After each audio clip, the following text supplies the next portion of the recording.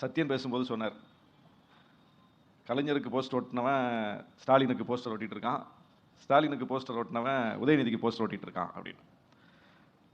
சூர்யா முடிக்கும் போது ஒன்று சொன்னார், எங்கள் கூட்டணியில் ஏற்கனவே அன்புமணி ராமதாஸ் இருக்கிறார், ஜி.கே. வாசன் இருக்கிறார், பாரிவேந்தர் இருக்கிறார், இப்போ தேமுதிக பிரேமலதா அக்கா வந்துடுவாங்க, புதிய தமிழகம் கிருஷ்ணசாமி வந்துடுவார், இன்னொருத்தர் யாரும் சொன்னீங்க, ஓ பன்னீர்செல்வம் வந்துடுவார். கவனிச்சிங்களா? நல்லா கவனிச்சிங்களா? மருத்துவர் ஐயாவுக்கு போஸ்டர் ஓட்டினவன் தான் அன்புமணி ராமதாஸுக்கு போஸ்டர் ஓட்டிட்டு இருக்கான். கேப்டன் விஜயகாந்துக்கு போஸ்டர் ஓட்டினவன் தான் பிரேமலதா அக்காவுக்கு போஸ்டர் ஓட்டிட்டு இருக்கான்.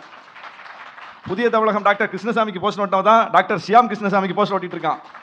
பாரிவேந்தருக்கு போஸ்டர் ஓட்டினவன் தான் ரவி பச்சமுத்துக்கு போஸ்டர் ஓட்டிட்டு இருக்கான். மூப்பனாருக்கு போஸ்டர் ஓட்டிட்டு இருந்தவன் தான் ஜி.கே. வாசனுக்கு போஸ்டர் ஓட்டிட்டு இருக்கான். ஓ பன்னீர்செல்வத்துக்கு போஸ்டர் ஓட்டிட்டு இருந்தா ஓபி ரவீந்திரநாத்துக்கு போஸ்டர் ஓட்டிட்டு இருக்கான். மோடி நடுவில் நிற்கிறாரு, அந்த பக்கமும் பூரா வாரிசு, இந்த பக்கமும் பூரா வாரிசு. நீங்க வாரிசை பத்தி பேசலாமா?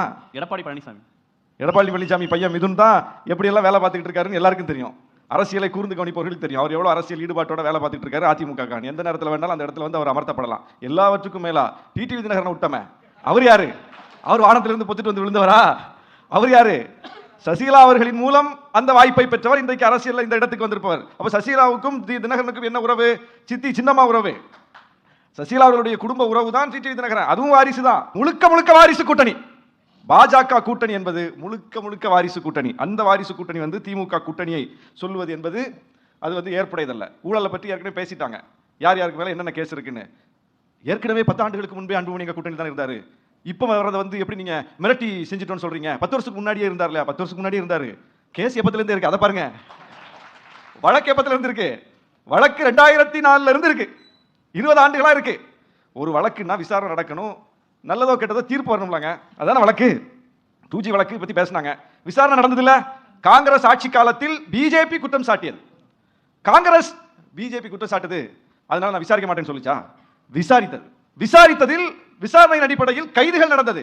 நீதிமன்றத்தில் போய் வாதாடி போராடித்தான் அவர்கள் வெளியே வந்தார்களே தவிர பாஜகவின் காலில் விழுந்து சரணாகதி ஆகவில்லை. தீர்ப்பு வந்து விட்டது, விடுதலையாகி விட்டார்கள். அன்புமணி கேஸ்ல தீர்ப்பு வந்துருச்சா? ஏன் வரல? 2G வழக்குல தீர்ப்பு வந்துருச்சு, ஆனால் அன்புமணி வழக்கில் தீர்ப்பு வரவில்லை.